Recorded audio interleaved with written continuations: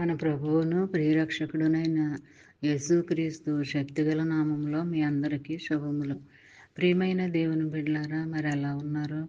గతించిన దినమంతా కూడా ఆయన రెక్కల నీడలో మనందరినీ కాపాడి మరొక నూతనమైన దినములో వారంలో మనం ప్రవేశపెట్టిన విధానాన్ని బట్టి మరొకసారి ఆయనకి వందనాలు చెల్లించుకుంటున్నామండి. మరి ఈ దినము దేవుడు మనకిస్తున్న వాగ్దానము కీర్తనల గ్రంథము 4వ అధ్యాయము 4వ వచనము. భయము నుండి పాపం చేయకుడి, మీరు పడకల మీద నుండగా మీ హృదయములలో ధ్యానం చేసుకుని ఊరకుండుడి.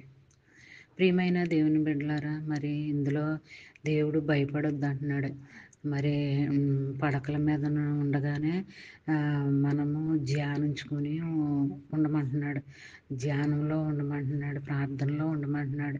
భయంతోనూ భక్తితోనూ ఆయన యందు యథార్థతతోనూ నమ్మకంగా జీవించినట్లయితే మరి మన పట్ల ఆయన యొక్క ప్రణాళిక మరి నెరవేర్పు అనేది కలుగుతుంది అనమాట. మరి మన పట్ల ఆయన ప్రణాళిక ఎలాగుందో మనము ఆయన ముందు కన్నీటితో మొరపెట్టుకుంటే మనకి బయలుపరుస్తాడు. మరి చిన్న వాగ్దానం నీ ఫ్రెండ్ సర్కిల్లో పంపించండి.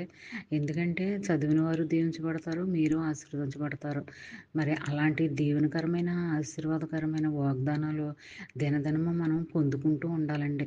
అలా పొందుకున్నప్పుడే మరి దినమంతా మరి నీ బిడ్డలు, నీ కుటుంబ సభ్యులందరూ కూడా కాపాడబడతారు, దీవించబడతారు, ఆశీర్వదించబడతారు.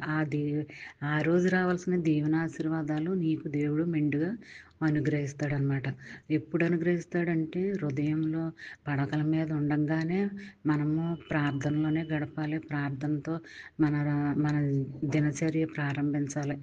మరి అలా చేసినట్లయితే దేవుని యొక్క సన్నిధి, దేవుని యొక్క కాపుదల మనపైన ఎప్పుడు అలా ఉంటుంది అనమాట.